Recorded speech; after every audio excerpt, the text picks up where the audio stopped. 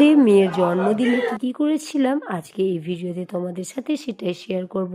আমি চলে গেছিলাম রামসীতা মন্দিরে, যেহেতু পুরোহিত মশাই 8:30টার সময় আমাদের সময় দিয়েছিলেন, কারণ তিনি অন্য কাজে বেরিয়ে যেতেন, তাই আমরা তাড়াতাড়ি করে সবাই বেরিয়ে পড়েছিলাম মন্দিরের উদ্দেশ্যে। এখানে আমার মেয়ে পুজো করছিল, আর দেখো প্রত্যেকটা ঠাকুরকে শীতবস্ত্র পরিয়েছে, আর ঠাকুরগুলোকে দেখতেও বেশ সুন্দর লাগছিল, আর গেটটাও দেখো বেশ সুন্দর বানিয়েছে। আমার আস্তে আস্তে 10:30টার মতো বেজে গিয়েছিল, আর আমি তাড়াহুড়া করছিলাম যে কীভাবে এতটি রান্না কমপ্লিট করব সময়ের মধ্যে। আর আমার মেয়ের বায়না ছিল যে ওর পছন্দের সমস্ত রান্না আজকে করা হবে, তাই আমি তাড়াতাড়ি করে রান্না বসিয়ে দিয়ে মেয়েকে সুন্দর করে পরিপাটি করে গুছিয়ে খেতে দিলাম।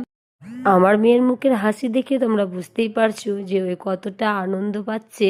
আর এখানে আশীর্বাদের পালা চলছিল, ওর ঠাম্মি মেয়েকে আশীর্বাদ করছিল, আর আমার ছোট মেয়ে দিদিকেই দিল গিফট।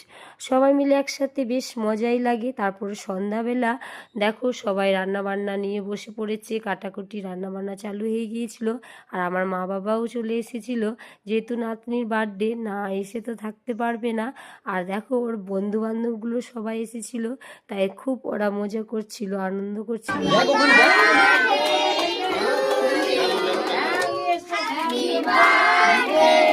সবাই মিলে একসাথে খুব মজা করলাম। আজকের ব্লগটা এখানেই শেষ করছি। টাটা।